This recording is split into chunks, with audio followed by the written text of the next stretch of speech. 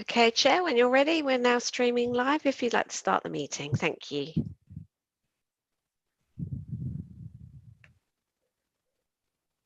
Have you got your microphone on, Chair?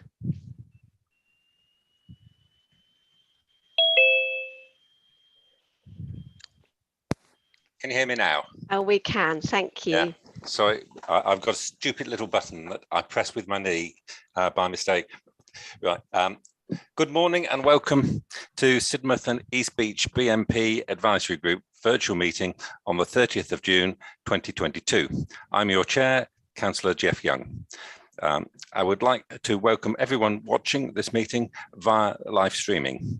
Based on the decision of the Council to continue virtual meetings until 31st of October 2022, I would like to remind both members and public attending or watching that this Council has delegated most of the decision-making, taking power to our senior officers. May I remind members that the Code of Conduct applies throughout this meeting. We also reserve the right to remove and disconnect any participant who is disrupting the meeting by whatever means. Please turn any telephone devices off or to silent. In the event of a break in the internet connection, please bear with us as we try to reconnect. After 15 minutes, if we are not able to reconnect, we will consider the meeting adjourned and reconvene at a later date. If you wish to comment, please raise your electronic hand and wait to be called. We will now start the meeting by running through introductions of those advisory group members present. When you hear your name called, please confirm your name and who you are representing. Thank you.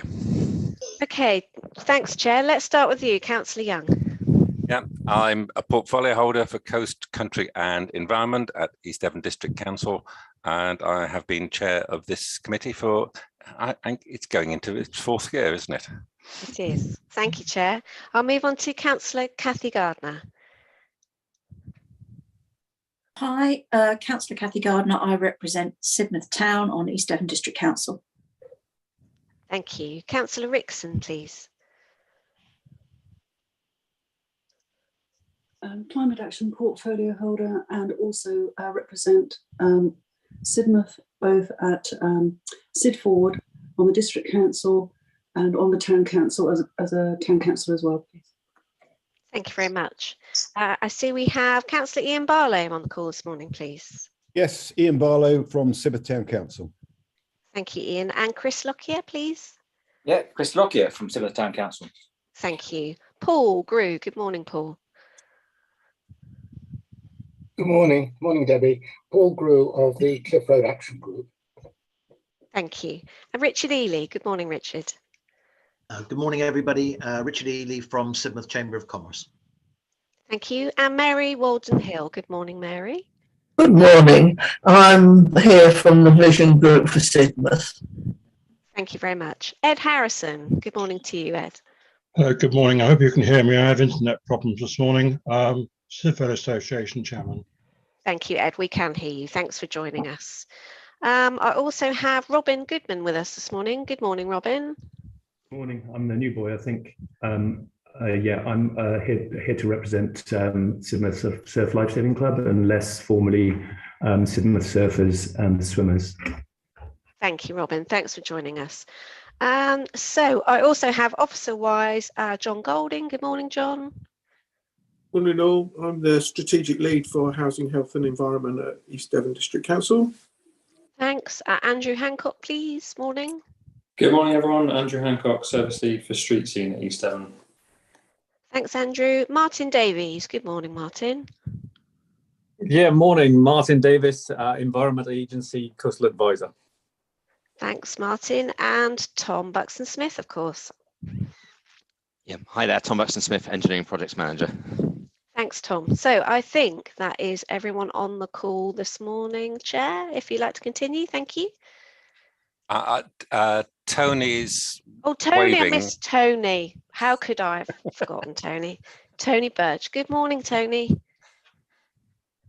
Is that better? Can you hear me now? Yes. Yeah. Thank you, Tony. Tony Birch. I used to work for the Environment Agency. After I retired, I was the technical project manager for most of the beach management plan, and I'm now here by invitation of the chairman. Thanks, Tony. Apologies for missing you off my list. Back to you, Chair. Thank you very much.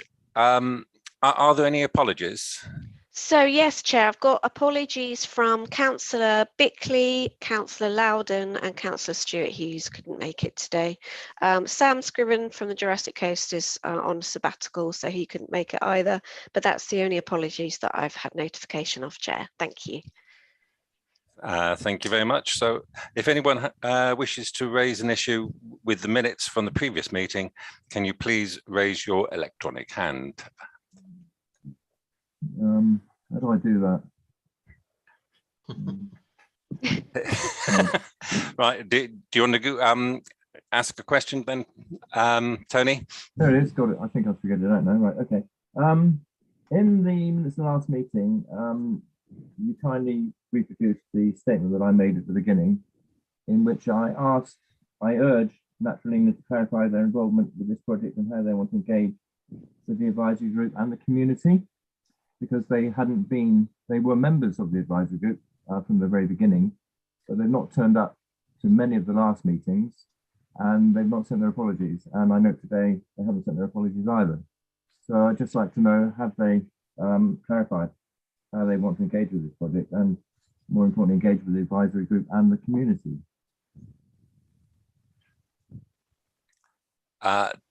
Tom, do you want to answer this now or in your presentation? No, I can answer that now. Well, firstly, Natural haven't been in contact with me. On the other hand, I have not chased them for an answer. For various reasons, we have been quite busy with other things, so I haven't chased them to find out that. So I will write that down now and make sure I do it. I mean, generally, Natural England aren't resourced to attend meetings like this, especially when there is no significant change to the project. So they were involved early doors because there was big, formulating ideas, but they haven't got the resource to turn up to these meetings. It's as simple as that. Obviously, going forward, and alluding to what I'm going to go into when we go through the detailed design stage, where there's clearly going to be more involvement by all parties wanting to finalise designs and ideas, they will be involved again. Thank you, Tom. I'd just like to add that on other committees and meetings I attend, we have the same issues with Natural England. They can only attend when there's a major issue. So it's not just Sidmouth, it's a Natural England issue. Thank you. So item 3. Martin's got his hand up, Martin Davies. Yeah. Yes, Martin. Yeah, hi there. Just obviously Natural England are a brother or sister partner with us in DEFRA, so I'm happy to be copied in on those communications just to sort of raise the profile of the project. But yeah, agree with everything said.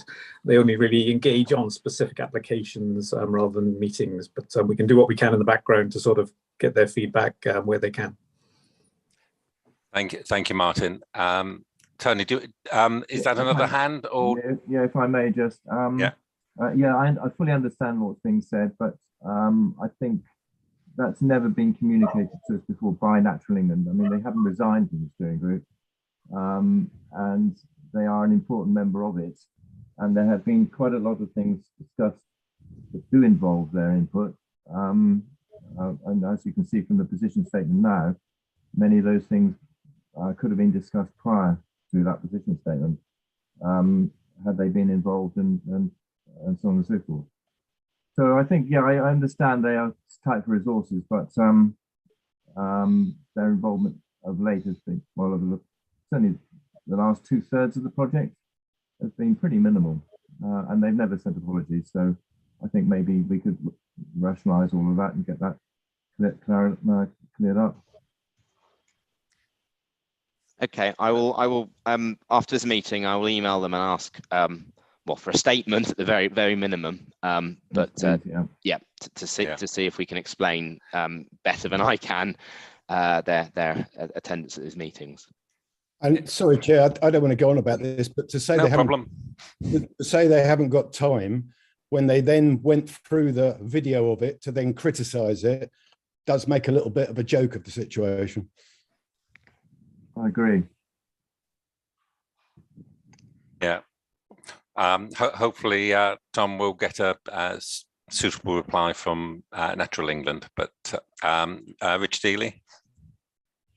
I'm also mindful, Chair, that they found time for a gurning photo opportunity at Port Royal with the Chief Executive, but can't find the time to attend the meeting, so I'm not impressed. Yeah, but now the points are taken, and now we will be discussing it with Natural England. If we can move on to item 3, update on events since the last advisory group meeting. Over to you, Tom. Yep, I will just share my screen. I'm just going to have to go and close my door. My dog's opened it and letting lots of noise in, so I don't want to be disturbed during this. So let me get my screen up,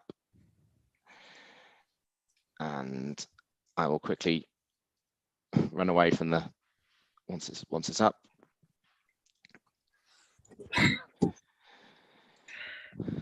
Okay, can you all see that? Yes, perfect. Perfect. I'm just going to pop away for a second.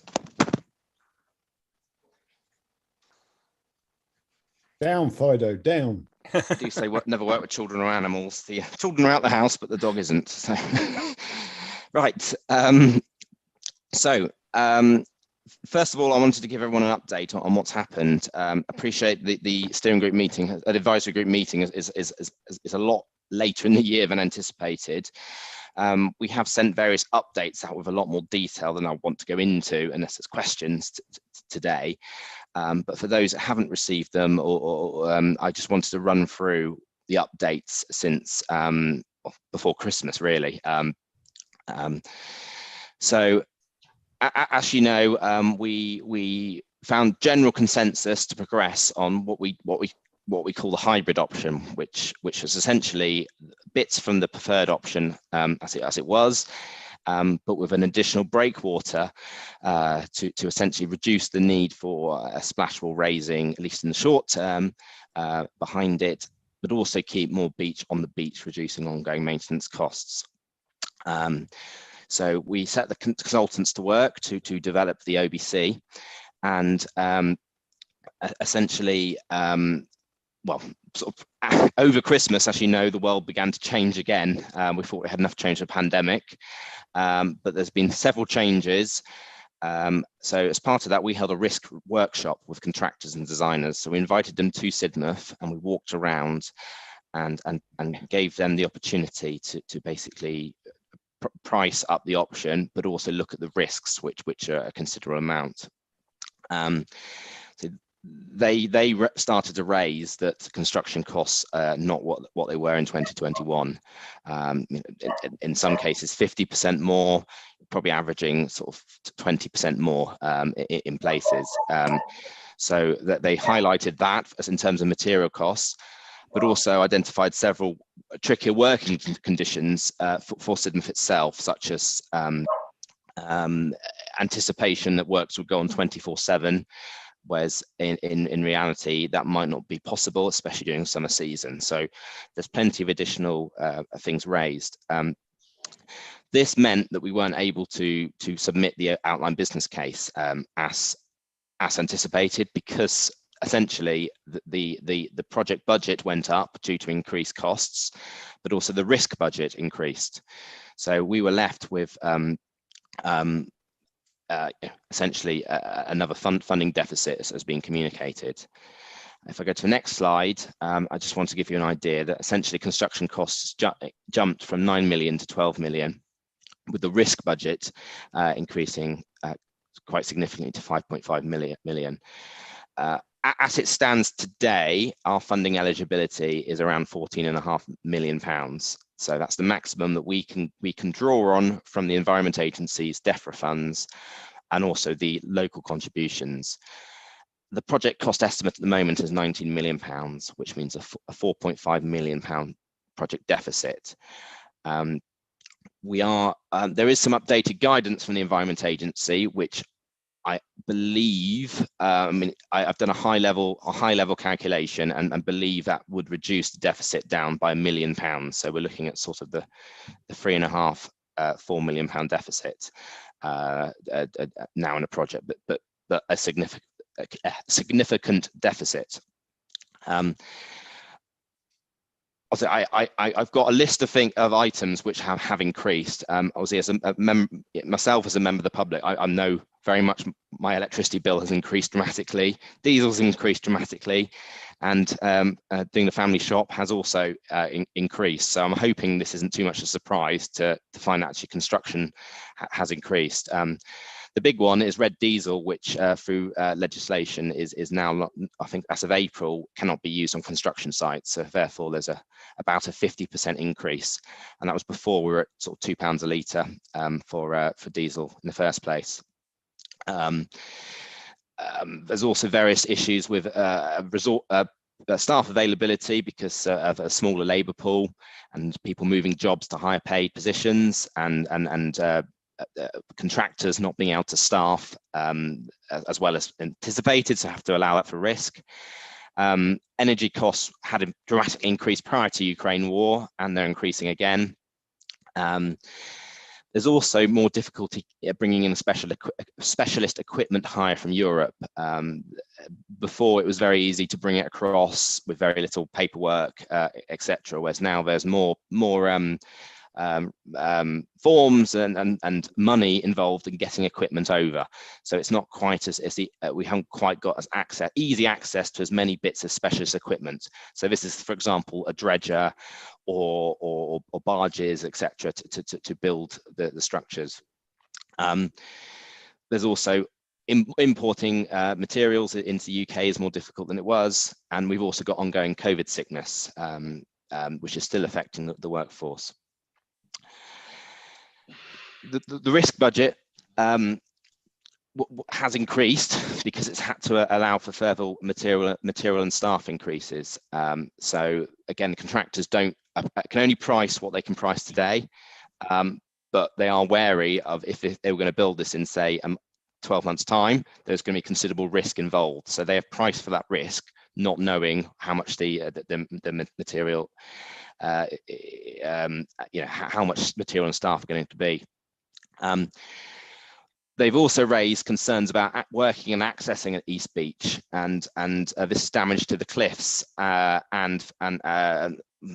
it's firstly potential risking further falls, but also damaging their plant and staff from cliff falls. So it's another risk that they're having to look at and increase the cost on how they can mitigate that to allow things on East Beach to be built safely. There's also raised concern, as I mentioned earlier, about 24-hour working. So once we get a dredger on site, which is essentially pumping beach material onto the beach, that needs to work 24/7 for it to be efficient, and it needs to work with the tides. So it won't be going 24/7, but it will work when the tides allow it to work. And clearly there is a concern that residents, tourists are not going to want to hear and see a large machine pumping stone at high velocities in metal pipes. So further risk of that. And also general material availability is still all over the place in terms of bare shelves and getting in material from anywhere else. I have noticed a few hands go up, but I will complete the section before I try and answer them. So I've added a couple more bits to try and understand it a bit better. So this is my attempt at a Venn diagram to kind of show what we had pre-Christmas was essentially the hybrid option in the middle, which was both affordable, likely to have statutory approval, but also the general public approval of it. So we were in a sweet spot. I want to highlight the former preferred option, which was affordable and had likely statutory approval, but also the general public approval was not there. Unfortunately, what's happened is the project cost has increased, and I mean the circle actually gets smaller, otherwise it doesn't work. But to show that yes, we have not got that hybrid option that is affordable at the moment. So that's the end of essentially a fairly negative section on what's happened, and the next section is more positive on what we are doing and have done about it. But I'm obviously willing to take any questions on that now.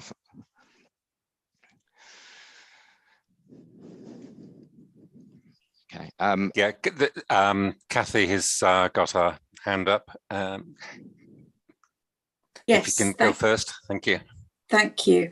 Tom, I noted your careful use of words during your points made about the increasing costs. The B word. Can you just confirm for me that some of these increased costs and problems with staffing and getting equipment for overseas and all the rest of it is actually a consequence of Brexit? I believe so. That has been in most industries. I mean, we hear about it with the airline industry at the moment and others that staff shortages and material shortages are more tricky at the moment. So. Yeah, and you said specifically about getting plant equipment from overseas as well, from Europe. Presumably that paperwork and everything else you mentioned, that's a consequence of Brexit. I'm not making any statements about Brexit. It's just that if it's having an impact on the project, I think we need to know that. Yes, no, I didn't mention the word because it is quite an emotive subject, and obviously we're not here to discuss the merits of Brexit. I guess it is a known effect of it, and we're trying to work through that. So yeah. Thank you. Yeah. Next questioner I've got is Councillor Marion Rickson. Just point out, Tom, that one of the issues that I learned last week from the LORP project, that's the Lower Otter project, is that they're competing with staff wanting to work at Hinkley Point, which is the largest European construction site. So now there's another reason why we've got problems. Marianne.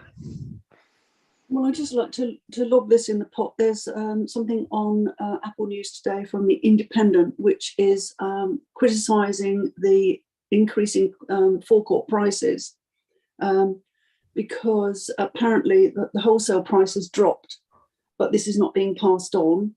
So hopefully if that could be sorted, that would help a little bit. Also, there is, I think, a move to try to have rural pricing so that there is a bigger reduction in rural areas because of the need to travel. And I hope that this may translate into even more reduced costs in Devon as a rural area. So I just hold that as a small crumb of possible comfort in the future, because I imagine this will not actually start until next year or the year after at the earliest. Yeah, thank you, Marianne. Chris Lockyer. Thanks, Jeff, and thanks, Tom. I've got a question about the timing of the recharge. I'm assuming that you are thinking that this will happen at the same time as or similar time to the construction of any potential additional breakwater. I'm just wondering whether that is required, because I don't think we need it necessarily for defence of Sidmouth at the moment.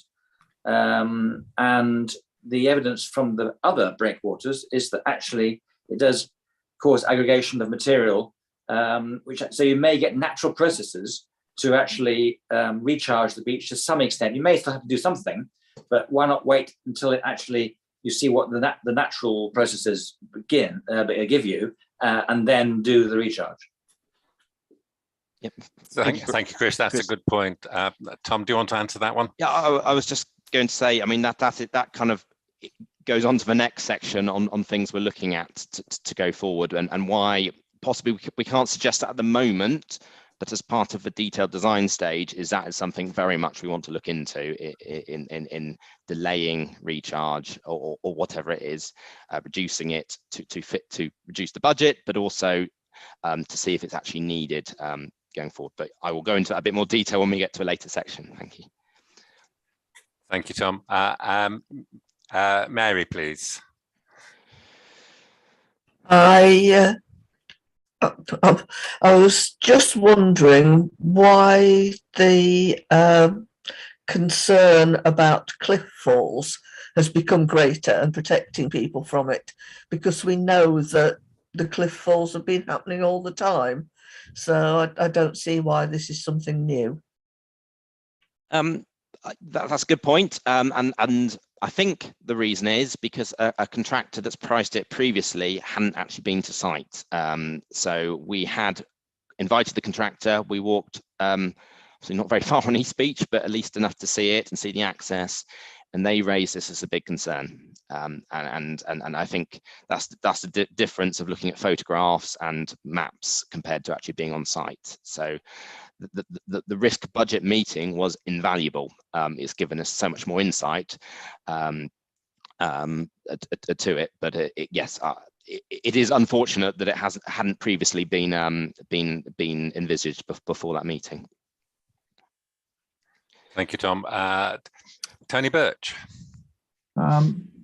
Yeah, on this question of safety of recharging the beach, if they're identifying that safety feature now, I'm a bit concerned that when it comes to recycling each beach or recharging it in the future over the maintenance period of this project, the same safety features will arise.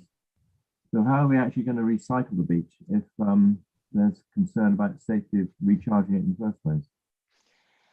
The long-term cost of the project. Okay, I mean, we can go into some technical details. I'll try and keep them brief at this point. Obviously, that is a concern going forward. Regarding the main concern is tracking sort of land-based vehicles close to the base of the cliffs.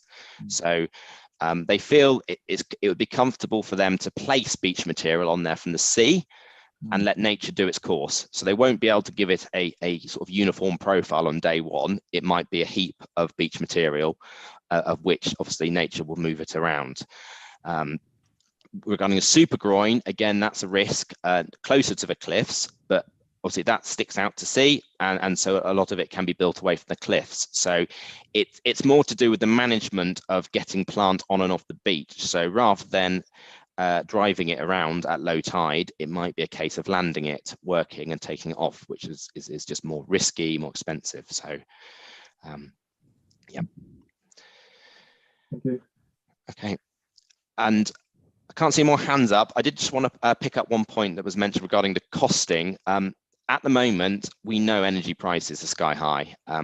We're hopeful in the future they will go down. So everything is based off the current price, with some risk involved. So as was mentioned, hopefully, you know, in the future, when this project does go to site, energy costs will go down. Obviously inflation is counteracting that, but at least if energy prices come down, that might mean that you know, the balance of the project is much more favorable. Okay. Thank you, Tom. Do you want to continue? Yes, I can't see any more hands, so I'll continue if it wakes up. So a bit more of a positive section. So this is work that has been undertaken and is being undertaken to get the project back on track. So clearly, you know, we identified there was an issue. So we have been going into looking at how we can essentially reduce the project cost. And this is just to get it through the outline business stage. So one thing that's been discussed at length is actually the standard of protection that is offered, and are we making the scheme too grand to get enough funding to go forward? Could we make the scheme less grand, get less funding, but it be more viable? So we have been looking into that. However, the initial results aren't overly favourable to changing that. They're saying actually what we have now is the optimum, biggest amount of cash for the minimum essentially amount of work required to get that cash. So we think we're at the optimum cost to benefit ratio. We're going to do a bit more work around it, but not too much. But essentially, this would be reducing the standard of protection in places and looking at delaying things, for example. So that's some work ongoing. As mentioned, we're looking at reducing or removing elements of the current scheme. So this is potentially reducing the volume of beach recharge, as this has become the biggest cost, both in terms of physical, actual cost of getting more beach on the beach, but also risk, including the weather, working in the summer holiday season, etc. So if we can reduce the volume or a beach recharge, that will offer significant savings. Also, we've got reducing other elements. So these are, for example, the training wall has been mentioned. There's a lot of money in the training wall works. Are they really needed, etc. But obviously, we have to maintain a standard. We have to essentially maintain a standard of protection to get the funding. We cannot go to the EA and say, we just want your money, but we have no certainty these homes will be protected. So it has to be a fine balance. I see a hand go up. I'm going to carry on for this whole section, if that's okay, and take questions at the end. So we have also been looking at,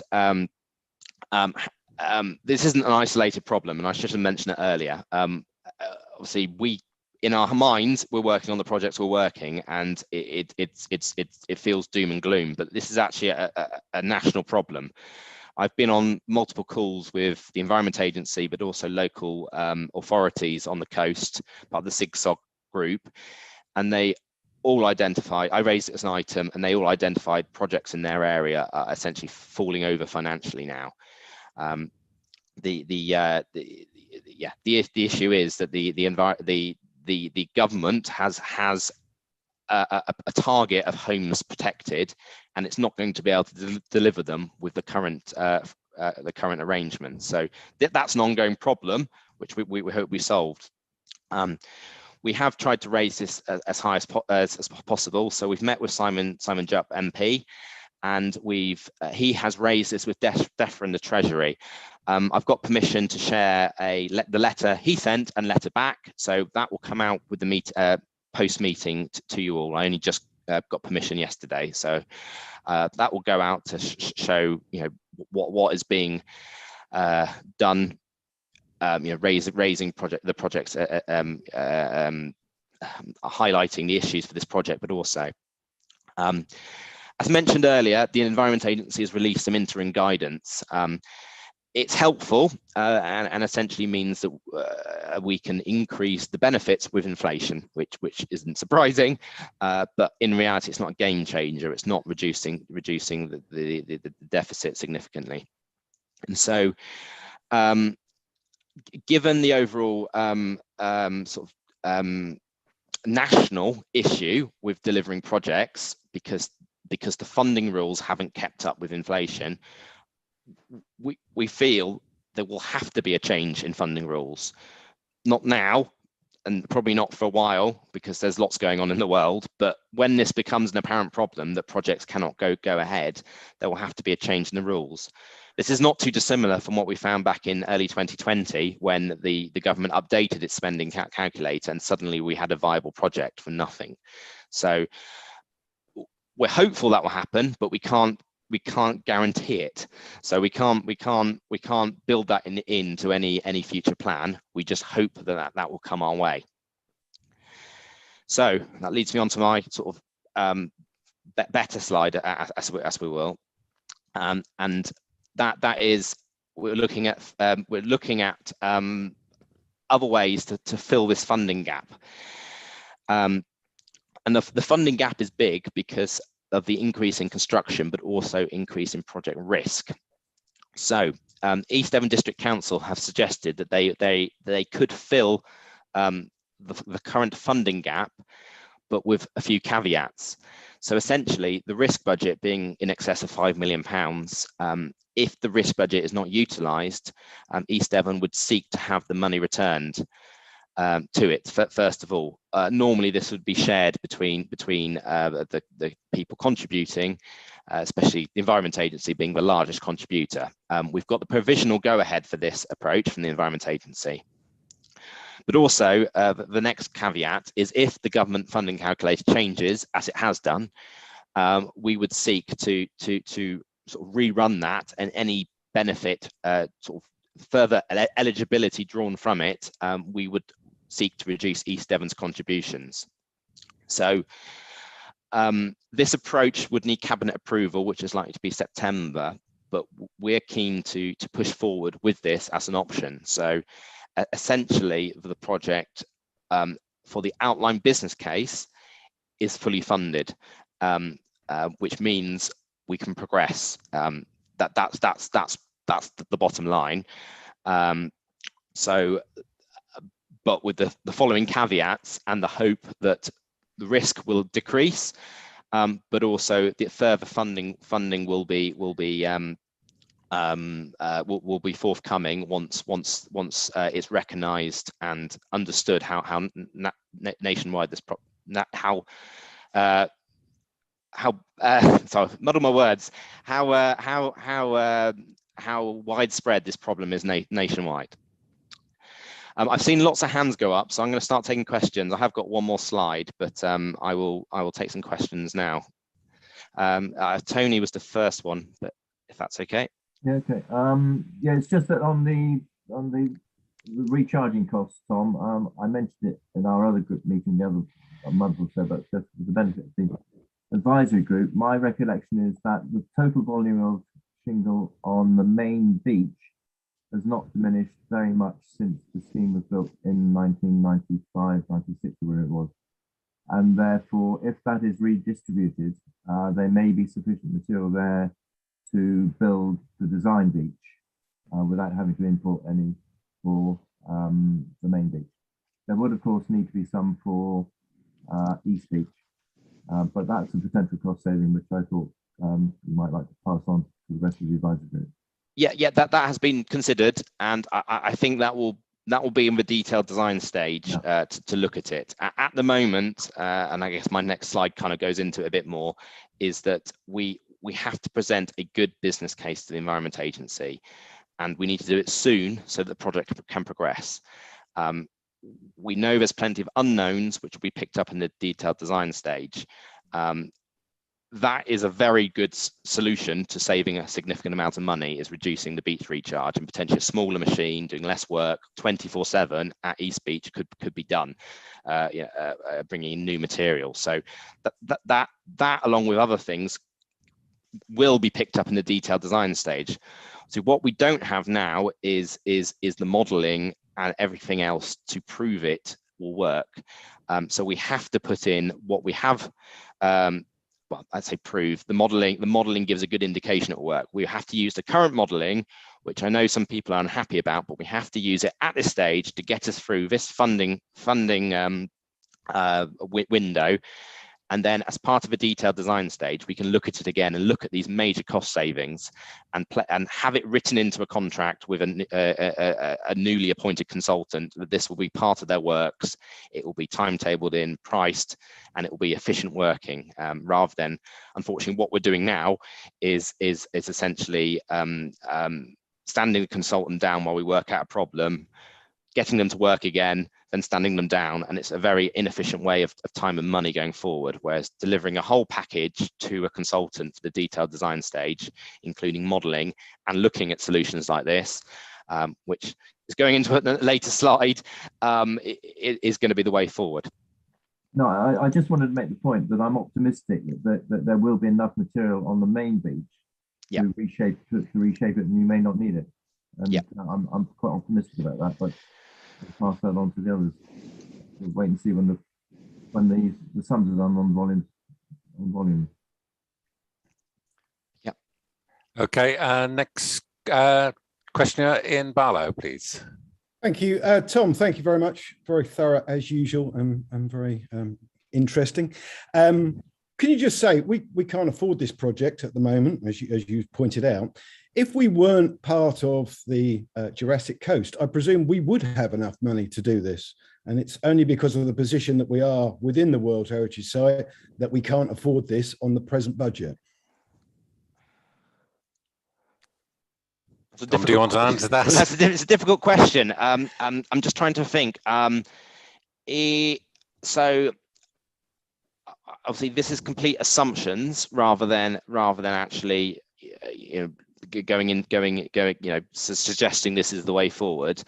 I believe it would be suggested that we would not do a super groin at East Beach and look to do a structure which would essentially cover up the cliffs.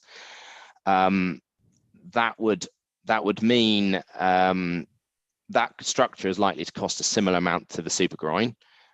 So that cost is similar. Obviously, the thing that wouldn't be needed is possibly a recharge at East Beach. That's not the whole project deficit, but that is obviously a significant amount. So I think the funding gap could be smaller if we were part of the Jurassic Coast, but it is very hypothetical because we are. We cannot remove ourselves from it. So I realise that, but my point is, it's like many things, isn't it? If you are part of something, and because of that, the country benefits from the value of being part of the World Heritage Site, etc. But we're paying the price of that for the whole country's benefit, rather than, it almost feels like Sidmouth's being discriminated against because we're part of this coast and because of the status that's given by not Natural England, the others, whatever, to this. So UNESCO. Why isn't there a little bit more of a budget? Because we are discriminated against, because we're part of this asset to the whole of the country. But I know that isn't your problem. I'm just trying to point out that the reason that we're in this problem is because of where we are. However, I mean, I would counter that argument just to play devil's advocate. Is Sidmouth benefits from being part of the Jurassic Coast? A tourist visit more than they possibly would do if it wasn't because it's highlighted. Because it's part of a Jurassic Coast.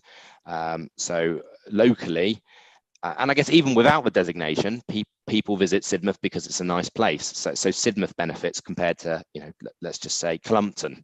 Clumpton won't benefit as much, but Sidmouth does. So yeah, it's a tricky one, and it would be nice if there was a UNESCO fund to draw on.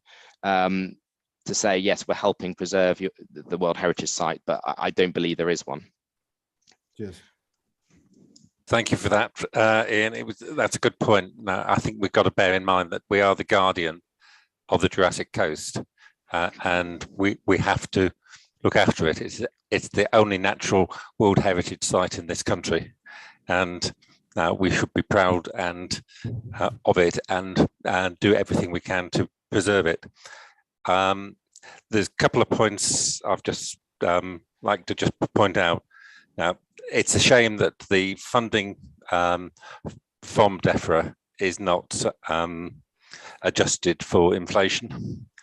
And the other thing that we've picked up recently is that the coastal flood schemes are essentially, because of their nature, a lot more expensive. But the calculator doesn't adjust for coastal and against inland schemes. So inland schemes are basically better funded than coastal schemes. So it is the coastal schemes that are going to be affected most.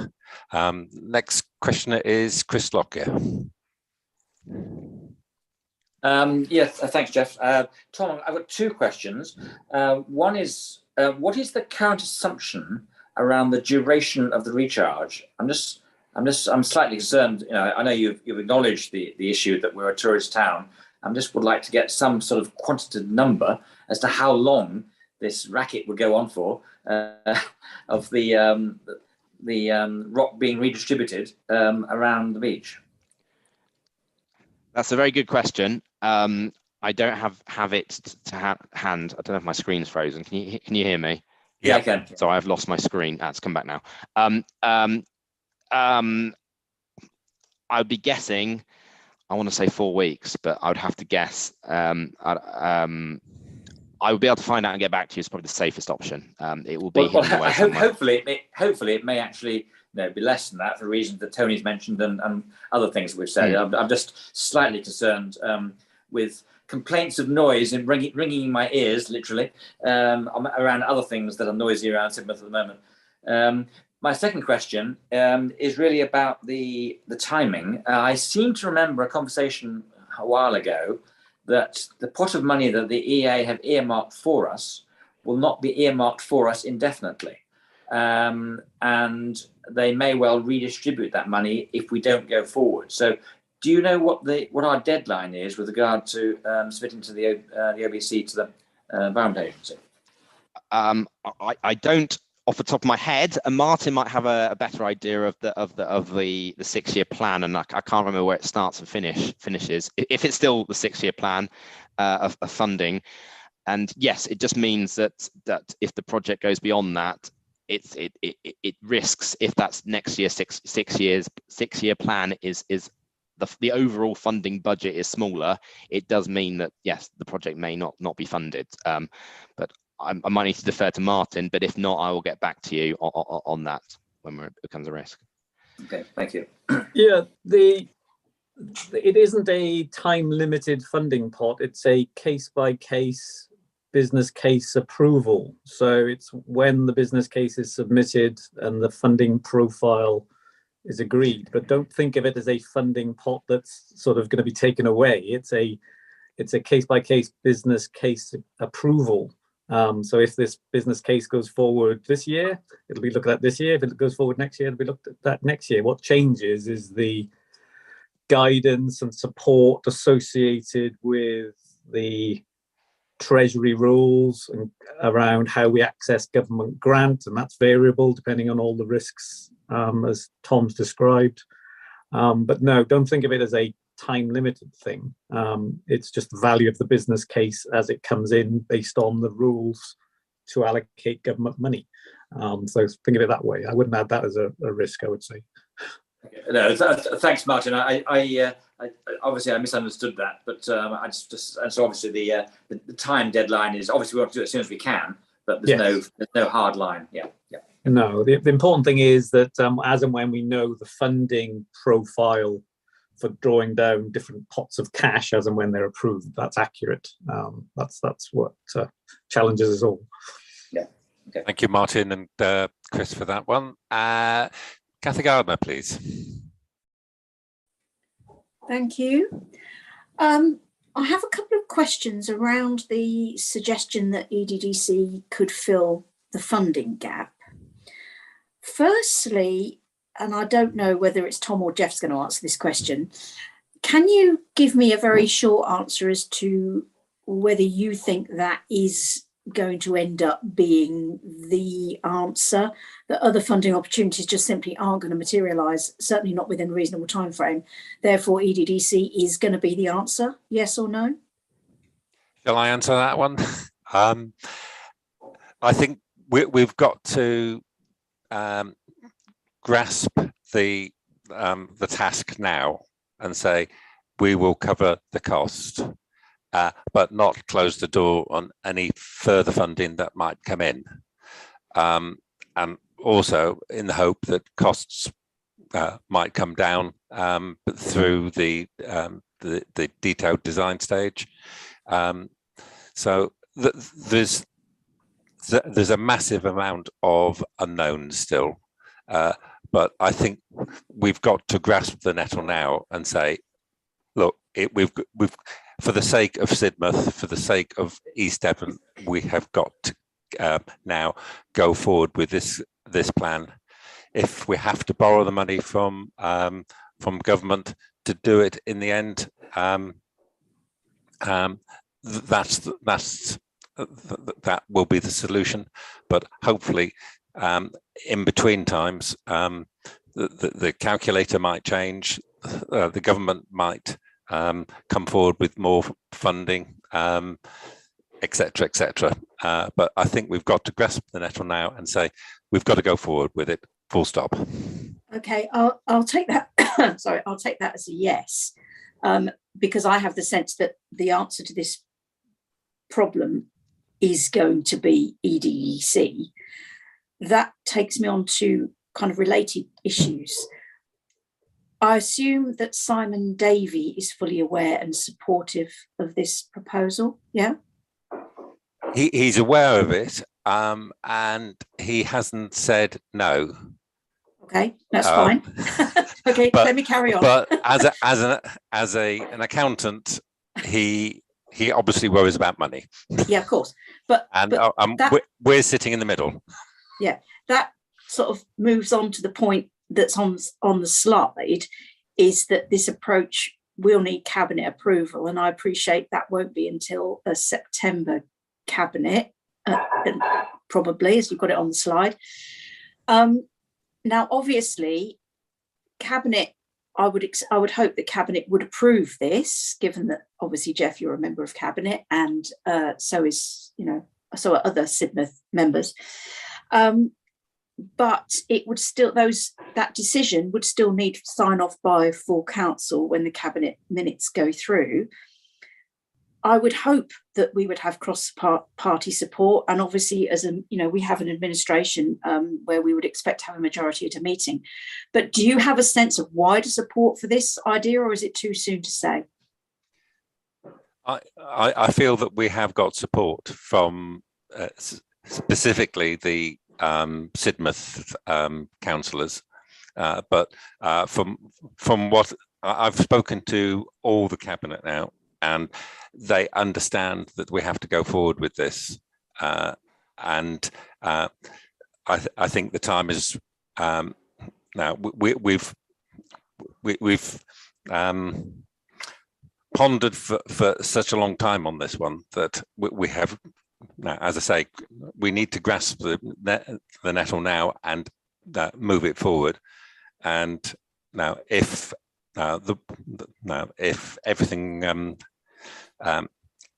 doesn't happen as we expect it to, then we might have to borrow from the government to pay for this and spread it over.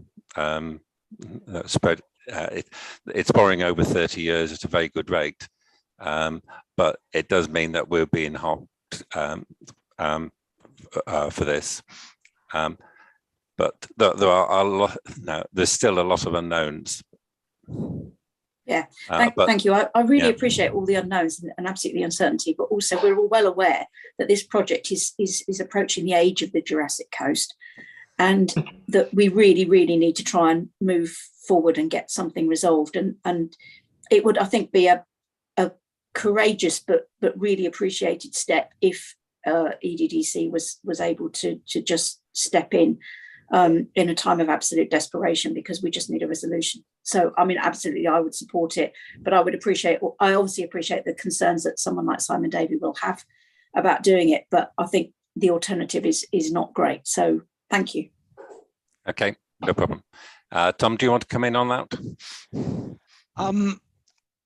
I was only going to say to add examples like not recharging the beach as much would clearly save money. So there is, but we can't do that until we reach the next detailed design stage where we can appoint a new contract for a consultant, etc. So at the moment we need to keep all these prices in, which is hence why it's of a cost. I also just wanted to touch on obviously September cabinet approval and then a full council approval later. We don't want that to delay the OBC submission. So the OBC will be carefully written, but it will obviously indicate that this funding is likely to be forthcoming from East Devon with the caveats as mentioned. So that means we're not waiting for it to be agreed locally. Right, there's no more questions. Do you want to have you got one more slide on? I've got one more slide on this section. Yeah. Oh, it's jumped around. Well, that was my right. So it was just to highlight dismissed ideas. Obviously, we know the former preferred option is cheaper, and it could be affordable, but we're not reverting to that. We understand people are very unhappy about various bits and pieces of it, so we're not suggesting we go to the preferred option to get the project forward. we're also not proposing any changes to the hybrid option of the stage. We've had plenty of suggestions from various members, but if we investigate them, it will delay the project and cost us more at this stage. We need to wrap it all together and put it in a good scope and take it forward to tender to a new consultant, and that will be explored in the detailed design stage with further public consultation. So I just wanted to make that clear. And again, just to say, the outline business case stage is not a commitment to build, it's a funding commitment stage. Clearly, we've got to have a workable plan and be proposed to build something, but the OBC is not drawing lines in the sand in terms of fixed designs, and it fully expects the design will evolve through the detailed design stage.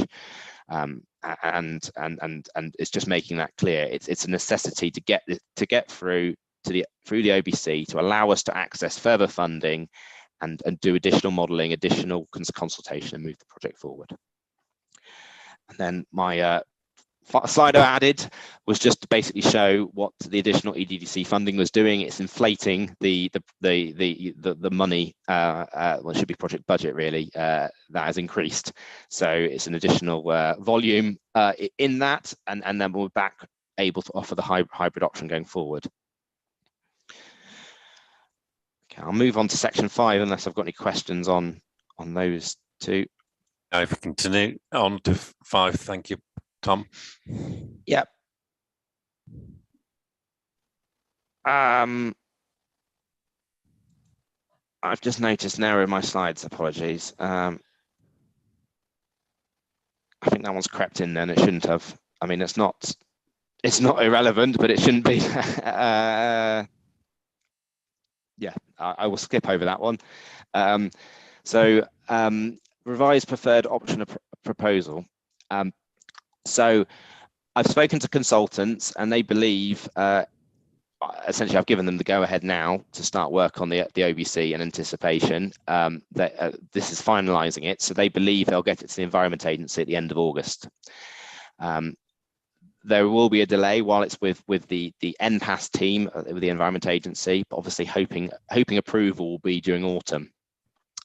Whilst that's happening, we're keen to start up a subgroup similar to what we had with when we were working at the hybrid option, and look at the scoping of the detailed design stage. So this is looking at solutions, as mentioned, reducing the beach recharge, looking at other options at East Beach, not the super groin, and other bits and pieces that would bring costs down and generally be more appealing to more members of the public, but also statutory bodies.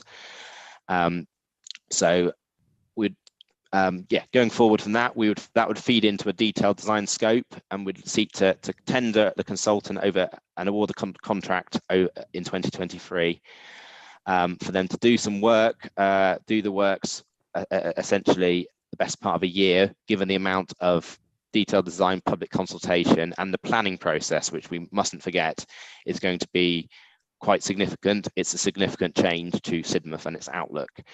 But then we hope to tender the contractor and award contractor and start construction in spring 2025.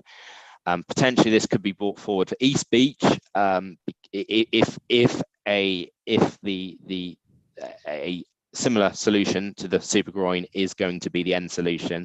There's an opportunity to have this as a bespoke separate project to spend money sooner rather than later. I know the Environment Agency was keen to spend money soon, because typically projects not too dissimilar from this always drop out the program, and so they're really keen to spend money where possible. So there is an opportunity to do something at East Beach possibly sooner, but that's obviously pending everything else. So that is what we're looking at now. Appreciate again things have slipped, but obviously we weren't in a position to put the outline business case in January this year to the Environment Agency because of all the funding issues. Okay. So I was going to move on, if that's okay. Got no questions, Tom? Yep.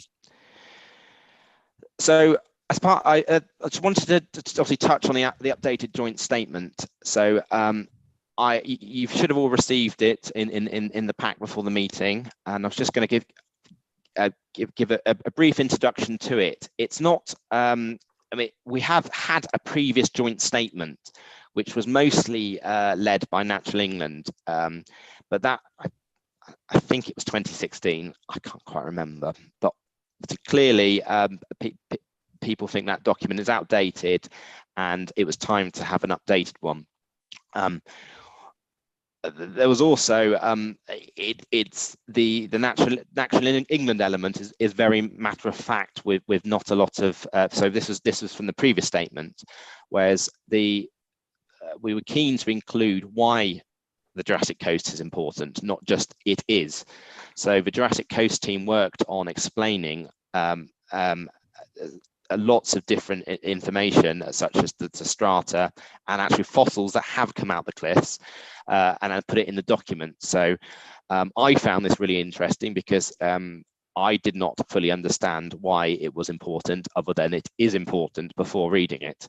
So we've produced this document with EDC doing the foreword to it.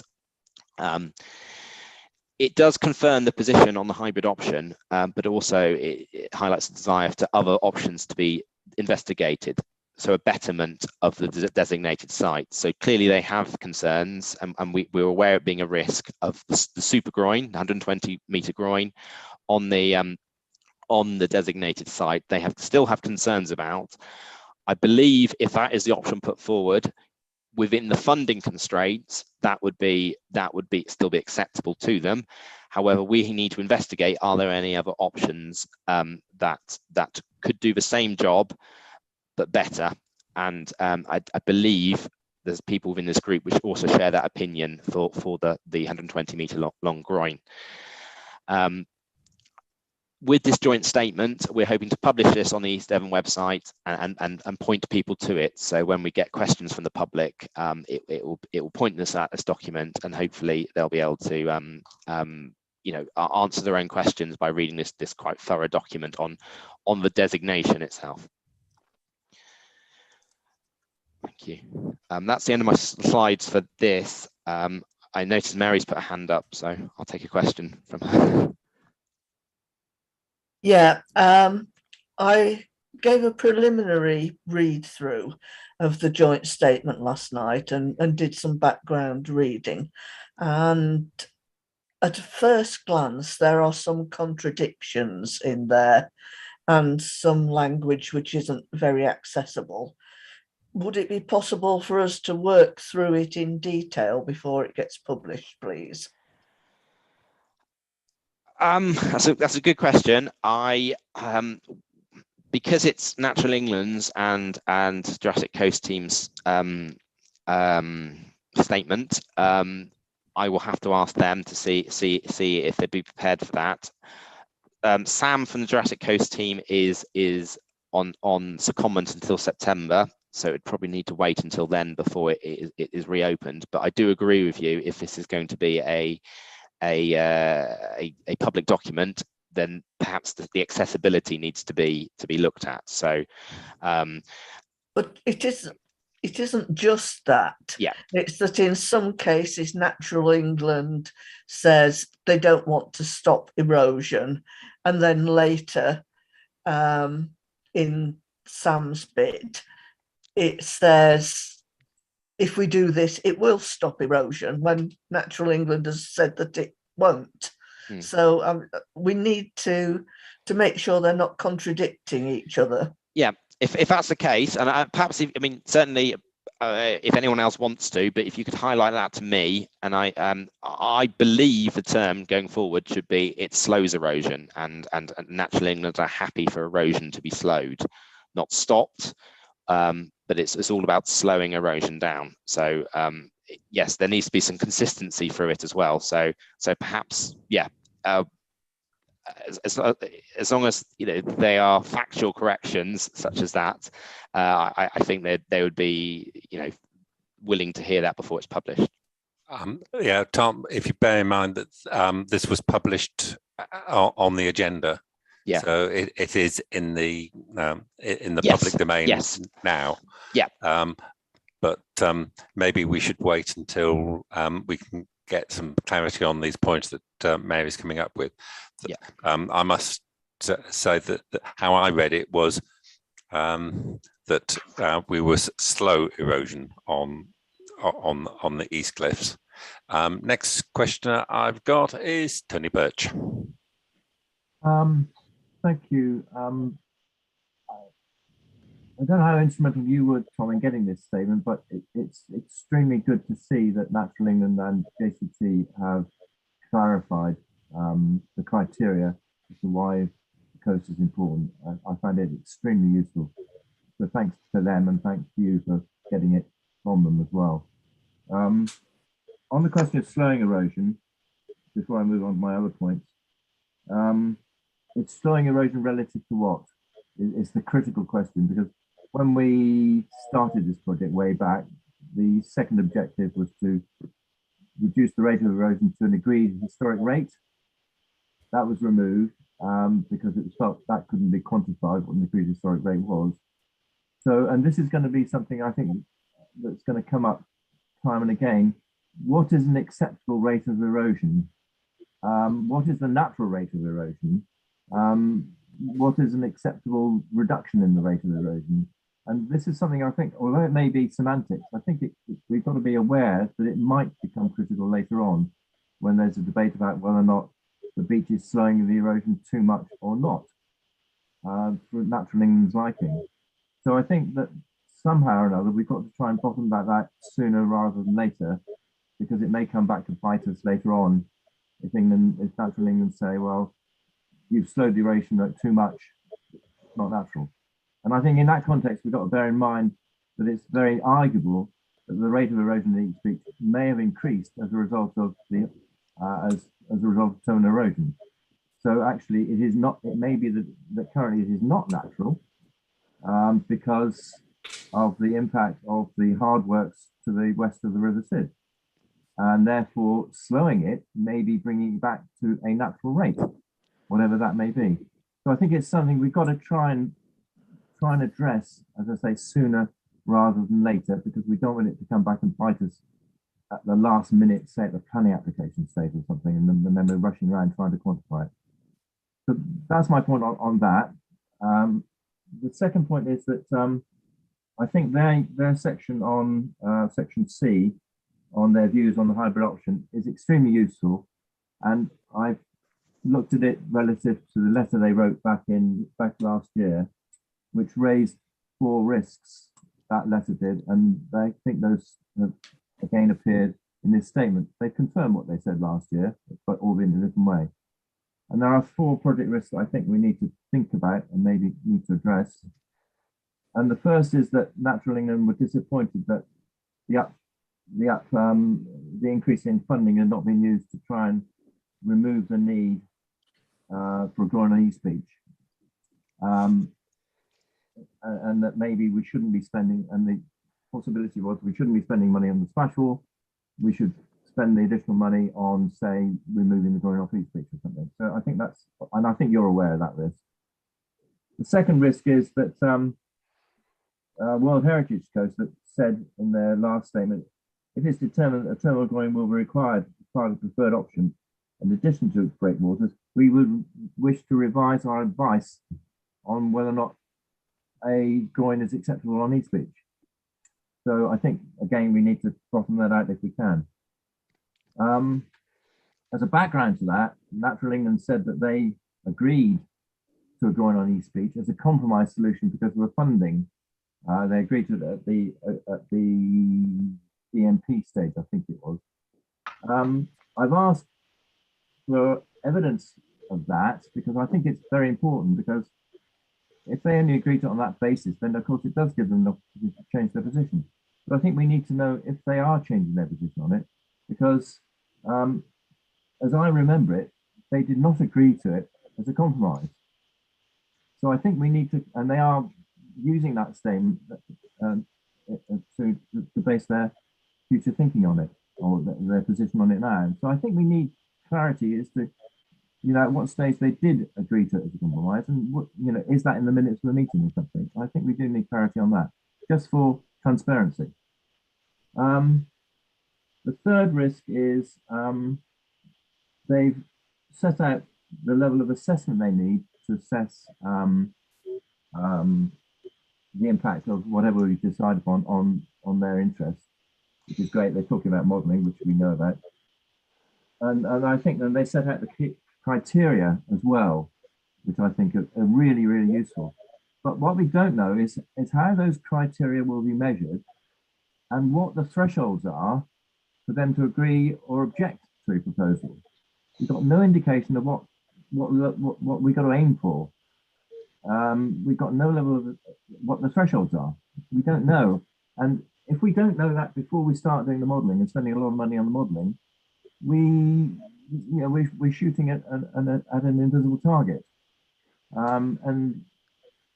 We do need some indications of what is acceptable and what is not acceptable when we start, before we spend a lot of money on modelling.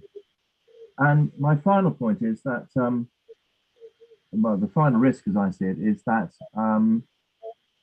is the fact that if the works on e-speech reduce, going up to the first point, reduce the erosion rate too much, then there's a risk that at the planning stage, there's a risk that after construction,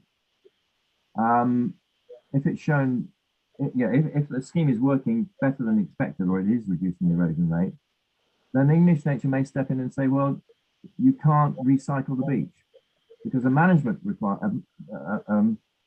plan is needed for any works within the SSSI between Natural England and the operating authority.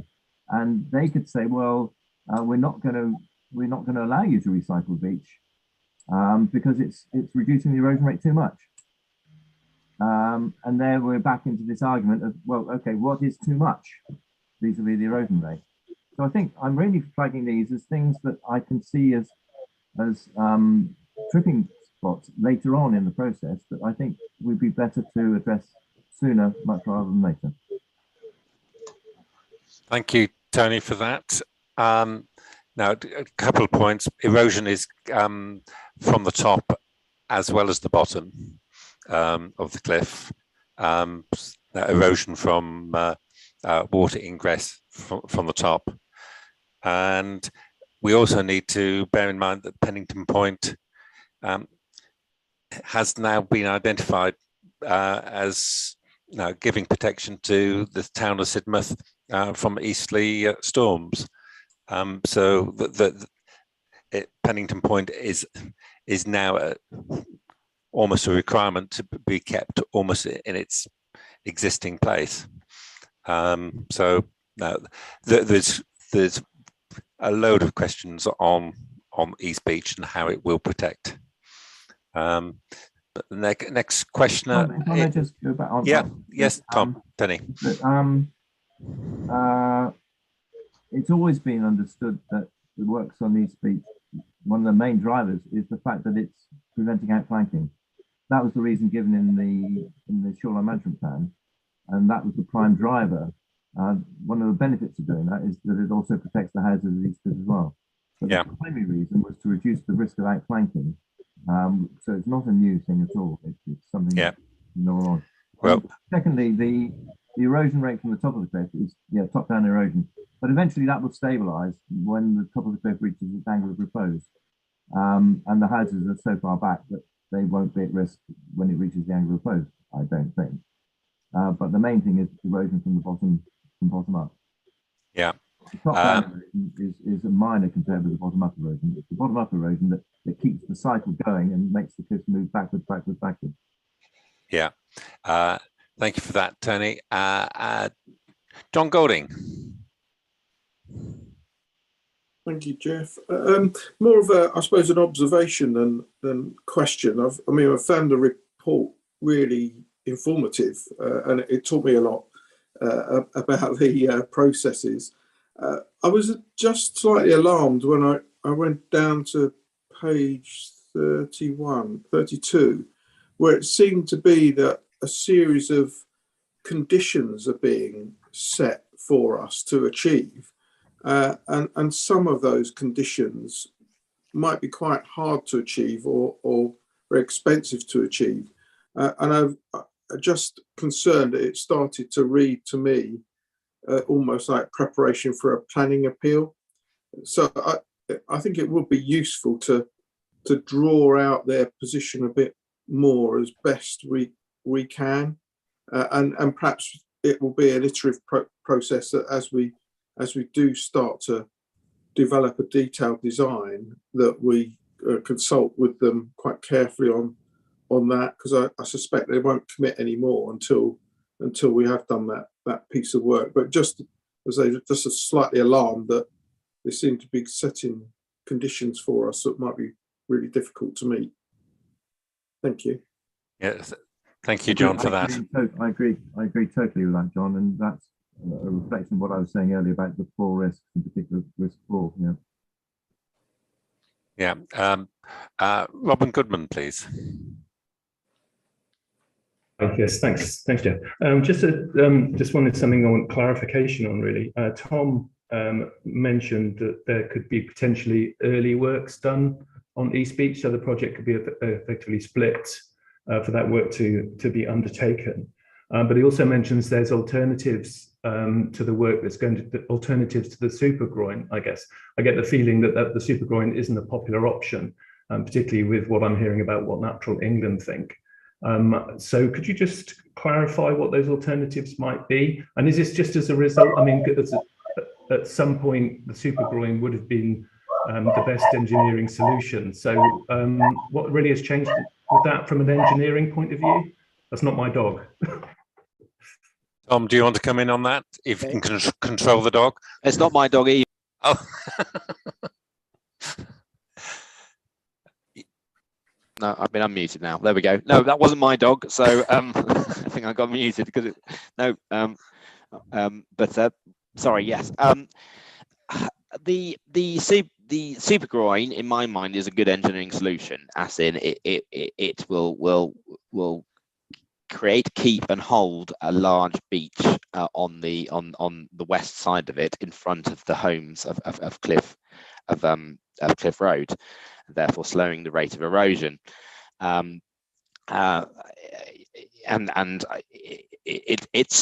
Its design is well proven. If you look at the groins anywhere in the world, almost, there is a big beach on one side and a smaller beach on the other side, and they do keep more beach in place. And that's why we're doing it.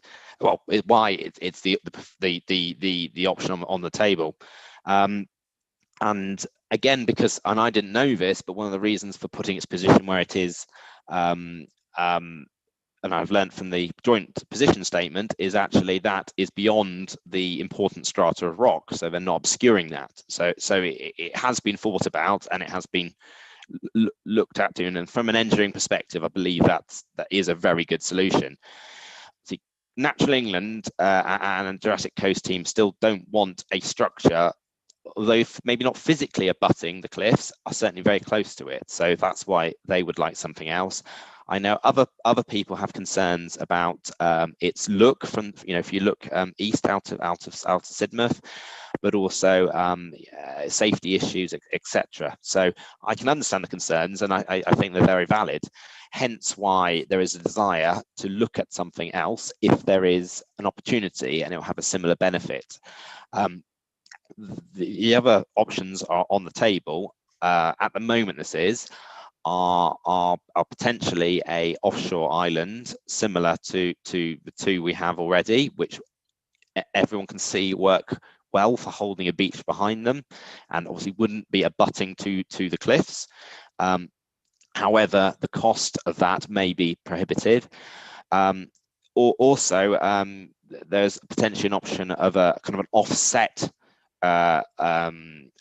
rock revetment, or potentially looking another way, a nearshore rock islands.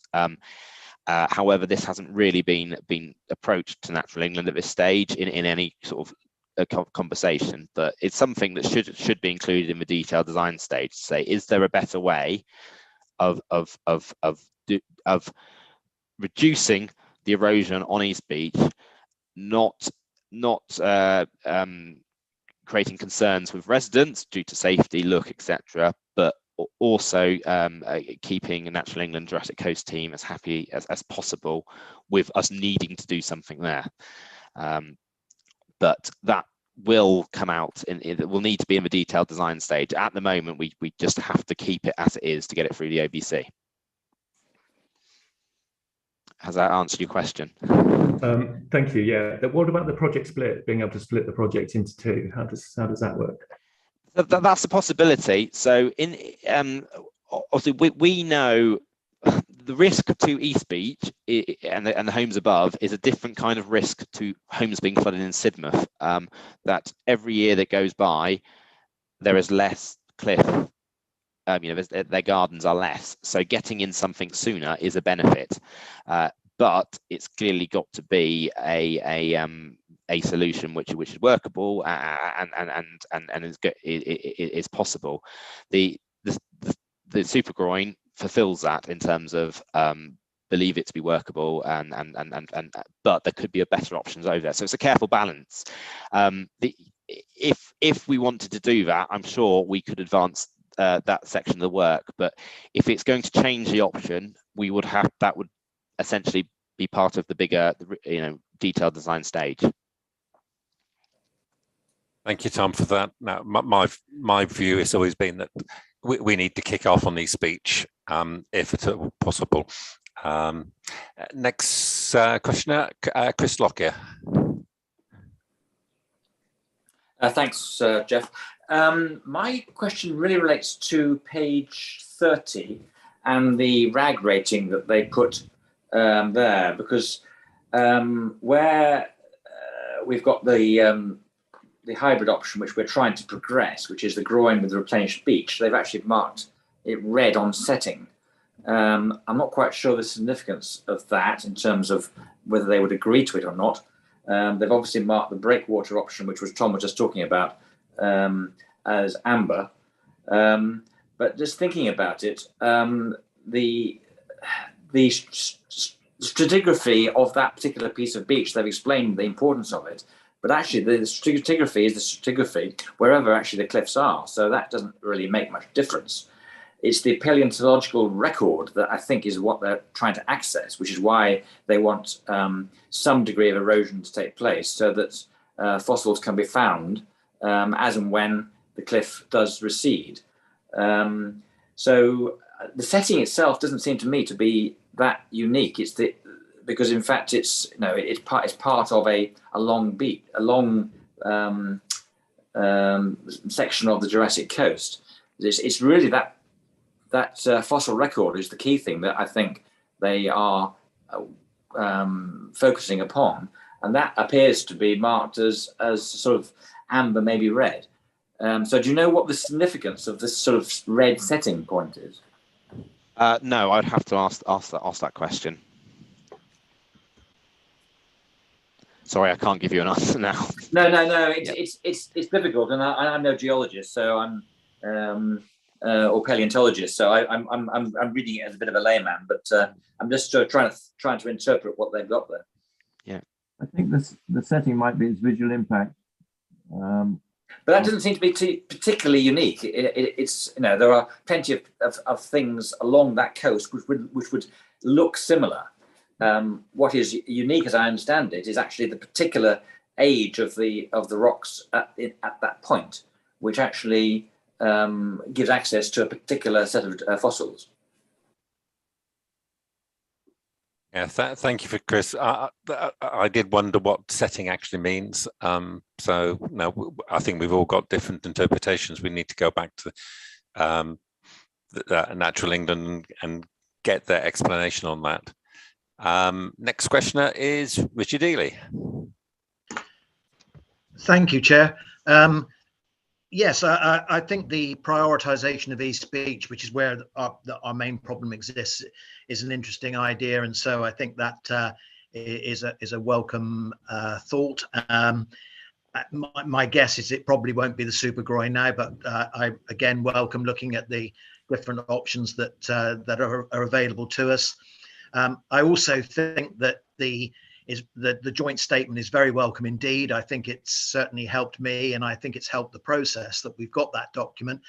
Having said that, I agree completely with Mary. There's some obvious glaring inconsistencies within the document, but it is now, as you say, in the public domain, and it's up to us to point out those inconsistencies, and I'm sure we will. As a principle, moving on, I'm really uneasy about carrying on, ploughing on with the process when we're really pretty much convinced that we have bad modeling and bad design. I appreciate that this is to get to the next stage in the process, but it is disappointing after 20 years that we're going to submit a package that nobody has any confidence in. So how we've got to this is disastrous, really. Another point, going back to previous comments, there is no way on the planet that the preferred option is a cheaper one than the hybrid option. All the evidence that has come through from the funding analysis suggests that the preferred option will be far more expensive, not least because of the recharging and recycling costs that would perpetuate through the preferred option process. So that's definitely not the case. My view is that the new funding circumstances are going to compel us to make significant changes to the whole design of the process, of the procedure, and I actually welcome it, because we don't think what we were doing was good design, and we don't think that the evidence base was satisfactory, and nobody was happy with what we were going with. So I actually see it more as an opportunity than a problem. And I'm looking forward to reconsidering some of the things that were included in the package, which everybody was unhappy with. So I take an optimistic view towards this whole thing. I recognize that we have to get through the outline business case stage, but I don't want anybody saying you approved this back along. We did so reluctantly in order to get this process underway and to get the funding secured. We don't like it. Very few people in Sidmouth like the hybrid option or the preferred option, and I think there is a consensus emerging. I'm very pleased with that, and I'm very pleased with the contribution of Natural England, which seems to be endorsing what we've been saying for a very long time. So that's my comments on this at this point. Thank you. Thank you, Richard, for that, and explaining where you are on this. Paul Crewe. Thank you, Chairman. Can I just say I disagree with Richard entirely, but some of us actually do like the hybrid option. Some of us think that it will actually achieve its aims. As Tom has said, it is technically viable and will ensure the reduction of the erosion at East Beach. And obviously, as someone who lives there, I'm extremely disappointed in both the delay and the funding problems. I'm very grateful to EDDC for thinking that they might be able to bridge the gap, and think we need to press ahead very, very rapidly now, because we have, as was mentioned earlier, this has been going on now for 11 years. It's time something was actually done, and getting forward to the OBC and going forward on the hybrid option seems to me to be the way forward. Thank you, Paul, for that. Next questioner is Ian Barlow. Thank you. Yeah, I'd also like to point out, I think the feeling in the town is this is a better option, and certainly previous ones have been very much disliked by the town, but I do believe that this is, you know, in the town when it isn't shouted about, that it's actually preferred. Most people just keep quiet about something if they don't mind it, and there's very few people that seem to disagree with what you're proposing. I'd also go out to say that, you know, if we do this now, it might seem a lot of money now, but in 10 years time it won't. And I just think that you need to get on with this, and I do agree that I'm sure there will be problems going forward, but I do think that whatever you borrow now will be irrelevant in 10 years' time, and if it protects Sidmouth, it's a good thing. Thank you for that. Got no more questioners. So shall we move on to item 7, which is a question and answer session. Is there any questions that you want to bring up now? Kathy Gardner.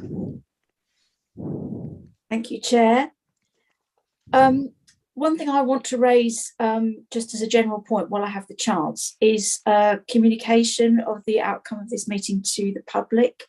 You'll know that before this meeting, a couple of weeks back, some of us were very concerned about the tone in a communication that was supposed to go out.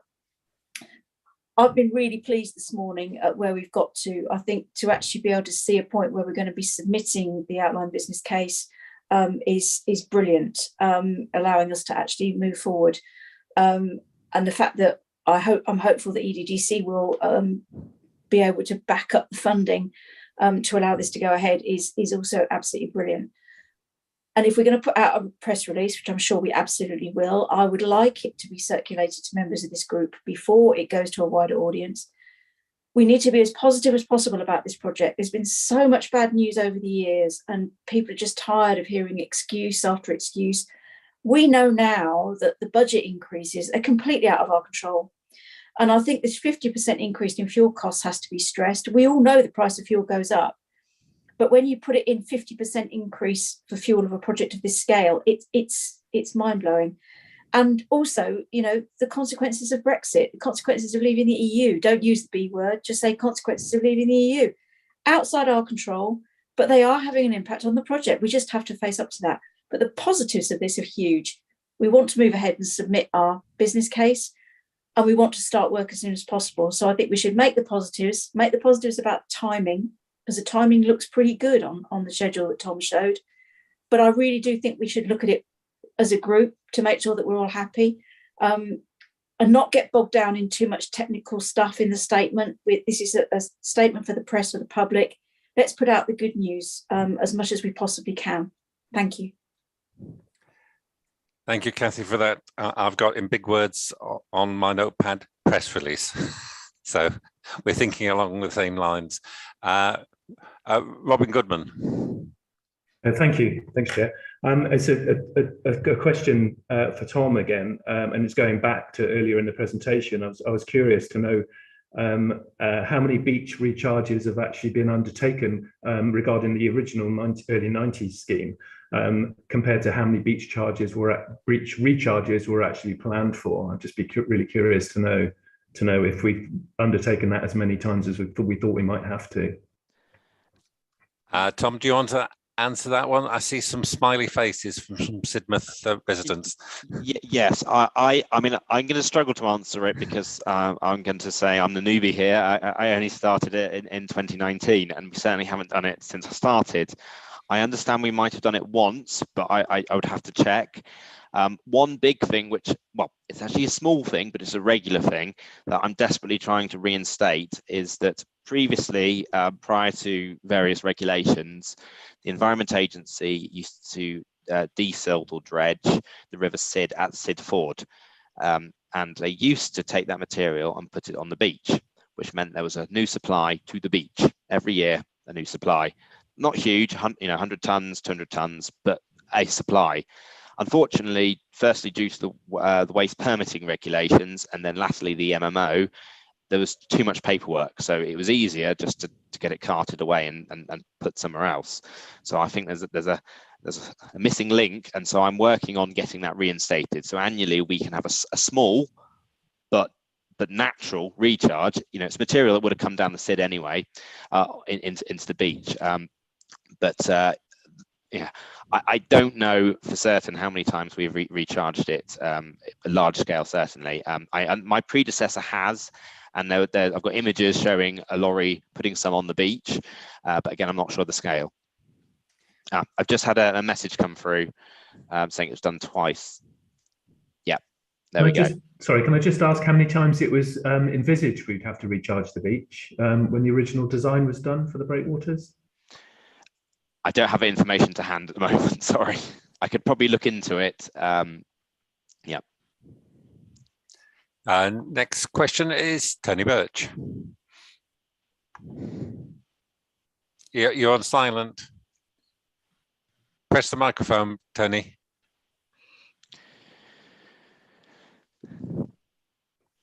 Tony, can you press your microphone button?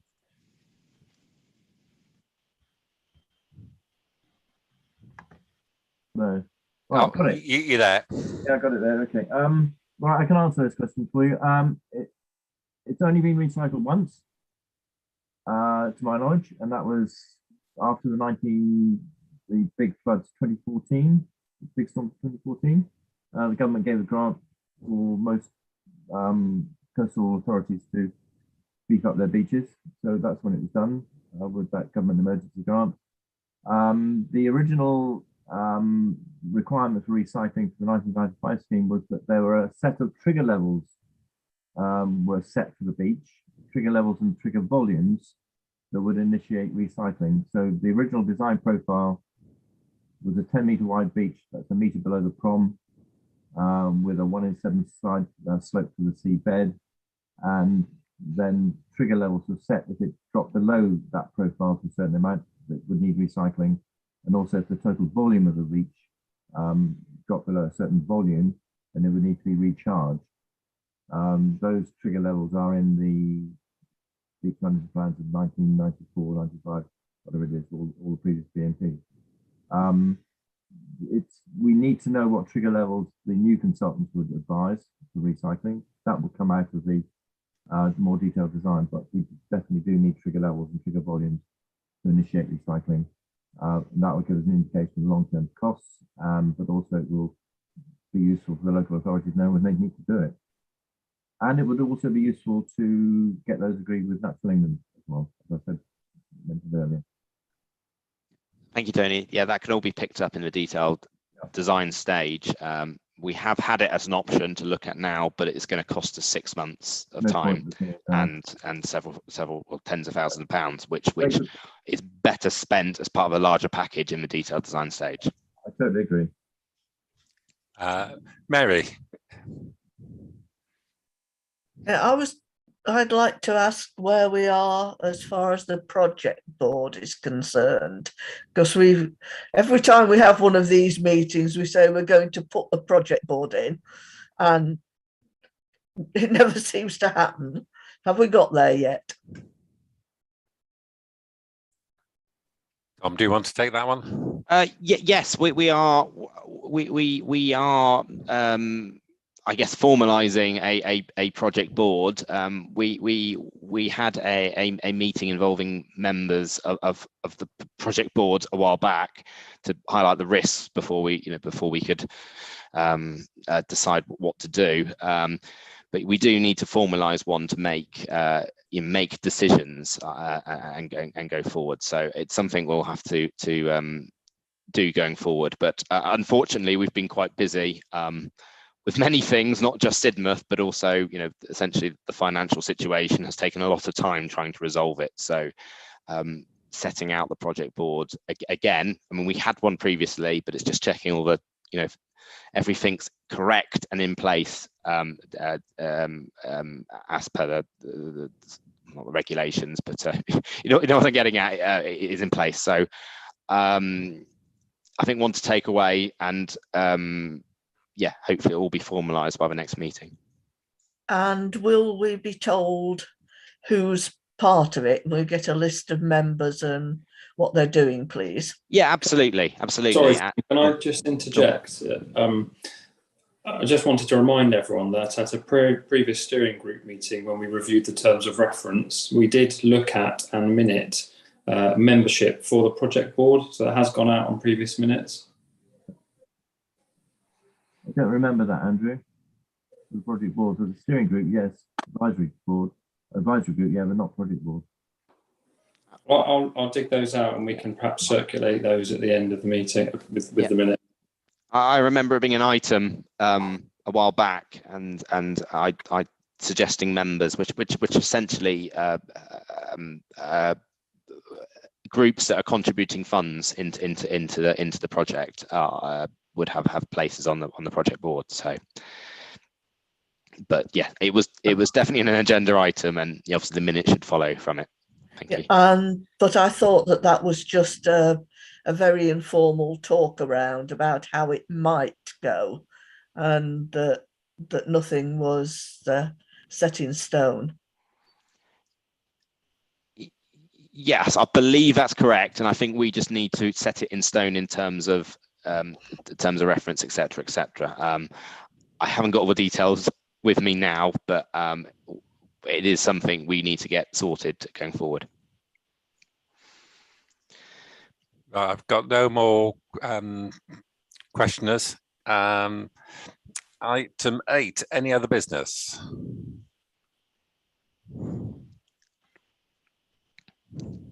Got no any other business. So basically this is the close of the meeting. This brings our meeting to an end, and I would like to thank everyone, including any members of the public watching online, for taking part. However, can I just remind all those present that the supporting officer will confirm when the meeting is no longer being recorded and going live, and until then your comments will be live.